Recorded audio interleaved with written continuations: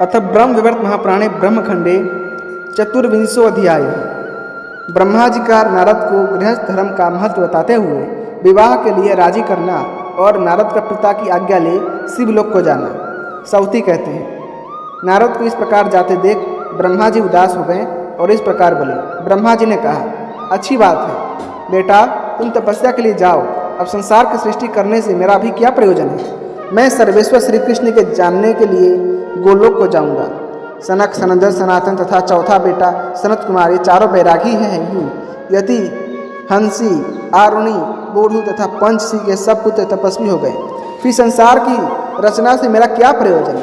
मरीचि, अंगीरा, भृगु, रुचि, अत्रि, कर्दम, प्रचेता, क्रतु और मनु ये मेरे आज्ञा पालक हैं। समस्त पुत्रों में केवल वशिष्ठ ऐसे हैं जो सदा मेरी आज्ञा के अधीन रहते हैं।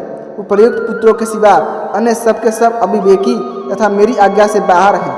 ऐसी दशा में मेरा संसार की सृष्टि से क्या प्रयोजन है। बेटा सुनो, मैं तुम्हें वेदोक्त मंगल में वचन सुना रहा हूँ। यह वचन परंपरा क्रम से पालित होता आ रहा है। धर्म, अर्थ, काम एवं मोक्ष रूप चारों पुरुषार्थों को देने वाला है। समस्त विद्वान धर्म, अर्थ, काम और मोक्ष की इच्छा रखते हैं, क्योंकि ये वेदों में विहित तथा विद्वानों की स्वभाव में प्रशंसित है। वेदों में जिसका विधान है वह धर्म है और जिसका निषेध है वह अधर्म है। ब्राह्मण को चाहिए कि वह पहले सुखपूर्वक यज्ञोपवीत धारण करके फिर वेदों का अध्ययन करे। अध्ययन समाप्त होने पर गुरु को दक्षिणा दें। इसके बाद उत्तम कुल में उत्पन्न हुए एवं परम विनीत स्वभाव वाली कन्या के साथ विवाह करें। उत्तम कुल में उत्पन्न हुई नारी साध्वी तथा पति सेवा में तत्पर होती हैं और अच्छे कुल की स्त्री कभी उद्दंड नहीं हो सकती। पद्मरागमणि की खान में कांच कैसे पैदा हो सकता है। हे नारद, नीच कुल में उत्पन्न हुई नारी ही माता पिता के दोष से उदंड होती हैं। वही दुष्टा तथा सब कर्मों में स्वतंत्र होती हैं। बेटा, सभी स्त्रियां दुष्ट नहीं होती हैं, क्योंकि वे लक्ष्मी की कलाएं हैं। जो अप्सराओं के अंश से तथा नीच कुल में उत्पन्न होती हैं, वही स्त्रियां उल्टा हुआ करती हैं। साध्वी स्त्री गुणहीन स्वामी की सेवा एवं प्रशंसा करती है और उल्टा सद्गुणशाली पति की भी सेवा नहीं करती, उल्टे उसकी निंदा करती है। अतः साधु पुरुष प्रयत्नपूर्वक उत्तम कुल में उत्पन्न हुई कन्या के साथ विवाह करें। उसके गर्भ से अनेक पुत्रों को जन्म देकर वृद्धावस्था में तपस्या के लिए जाए। आग में निवास करना उत्तम है। सांप के मुख में तथा कांटे पर भी रह लेना अच्छा है, परंतु मुंह से दुर्वचन निकालने वाली स्त्री के साथ निवास करना कदापि अच्छा नहीं है। वह इन अग्नि, सर्प और कंटक से भी अधिक दुखदायिनी होती है। बेटा, मैंने तुम्हें वेद पढ़ाया है, अब तुम मुझे यही गुरु दक्षिणा दो कि विवाह कर लो। हे वत्स, तुम्हारी पूर्व जन्म की पत्नी मालती उत्तम कुल में उत्पन्न हुई है। तुम किसी मंगलमय दिन और क्षण में उसके साथ विवाह करो। वह सती तुम्हें पाने के लिए ही मनुवंशी संजय के घर में जन्म लेकर भारतवर्ष में तपस्या कर रही है। इस समय उसका नाम रत्नमाला है। वह लक्ष्मी की कला है, तुम उसे ग्रहण करो। भारतवर्ष में लोगों की तपस्या का फल व्यर्थ नहीं होता। मनुष्य को अध्ययन के पश्चात पहले गृहस्थ होना चाहिए, फिर वानप्रस्थ, तत्पश्चात मोक्ष के निमित्त तपस्या का आश्रय लेना चाहिए। वेद में यही क्रम कहा गया और सुना गया है।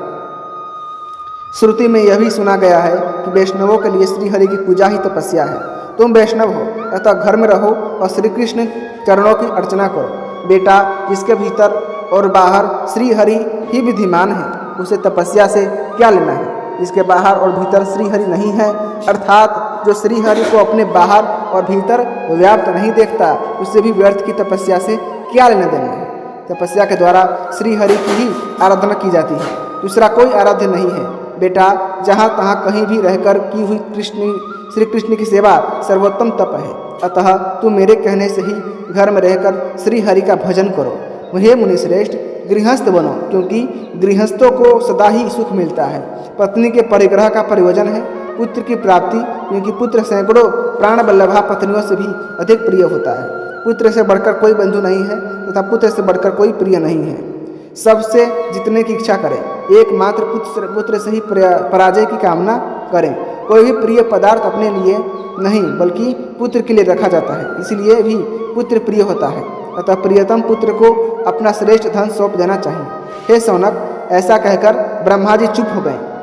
तब ज्ञानी शिरोमणि नारद ने पिता से यह बात कही। नारद जी बोले, हे तात, जो स्वयं सब कुछ जानकर अपने पुत्र को कुमार्ग में लगाता है, वह पिता दयालु कैसे माना जा सकता है? हे ब्राह्मण, सारा संसार पानी के बुलबुले के समान नश्वर है। जैसे जल की रेखा मिथ्या होती है, उसी प्रकार तीनों लोक मिथ्या है। जिसका मन श्रीहरि के दास्ता छोड़कर विषय के लिए चंचल रहता है, उसका दुर्लभ मानव तन व्यर्थ हो गया। भवसागर में कौन किसकी प्रिया है और कौन किसका पुत्र या बंधु है? कर्ममय तरंगों के उठने से इन सबका संयोग हो जाता है और उन तरंगों के समान शांत होने पर ये एक दूसरे के से बिछुड़ जाते हैं। जो सत्कर्म करवाता है वही मित्र है, वही पिता है और वही गुरु है। जो दुर्बुद्धि उत्पन्न करता है वह तो शत्रु है, उसे पिता कैसे कहा जा सकता है? हे तात, इस प्रकार मैंने शास्त्र के अनुसार वेद का बीज सार तत्व बताया। यद्यपि यह ध्रुव सत्य है तथा मुझे आपकी आज्ञा का पालन करना चाहिए। हे भगवान, पहले मैं नर नारायण के आश्रम पर जाऊंगा, वहाँ नारायण की वार्ता सुनने के पश्चात पत्नी परिग्रह करूंगा। ऐसा कहकर नारद मुनि पिता के सामने चुप हो रहे। उसी क्षण उनके ऊपर फूलों की वर्षा होने लगी। पिता के सामने क्षण भर खड़े रहकर मुनिवर नारद ने फिर यह मंगलदायक वचन कहा। श्री नारद बोले, पिताजी, पहले मुझे कृष्ण मंत्र का उपदेश दीजिए, जो मेरे मन को अभिष्ट है। श्री कृष्ण मंत्र संबंधी जो ज्ञान है तथा जिसमें उनके गुणों का वर्णन है, वह सभी मुझे बताइए। इसके बाद आपकी प्रसन्नता के लिए मैं दार संग्रह करूंगा, क्योंकि मन की इच्छा पूर्ण हो जाने पर ही मनुष्य को कोई काम करने में सुख मिलता है।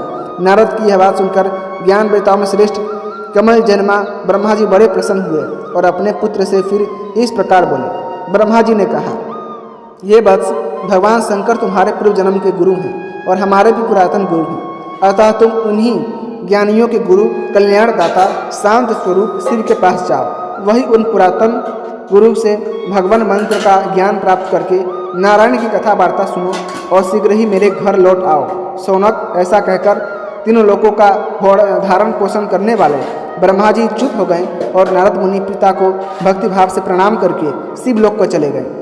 इति श्री ब्रह्मवैवर्त महापुराणे ब्रह्मखंडे चतुर्विंशो अध्याय संपूर्ण। इसी के साथ श्री ब्रह्मवैवर्त पुराण के ब्रह्मखंड के 24वां अध्याय संपूर्ण हुआ। यदि आपको भगवान श्री कृष्ण की कथा पसंद आ रही है, कृपा करके वीडियो को लाइक करें, चैनल को सब्सक्राइब करें और अपने दोस्तों के साथ ज़रूर से शेयर कीजिएगा। धन्यवाद। जय श्रीमन नारायण, जय श्री कृष्ण, राधे राधे।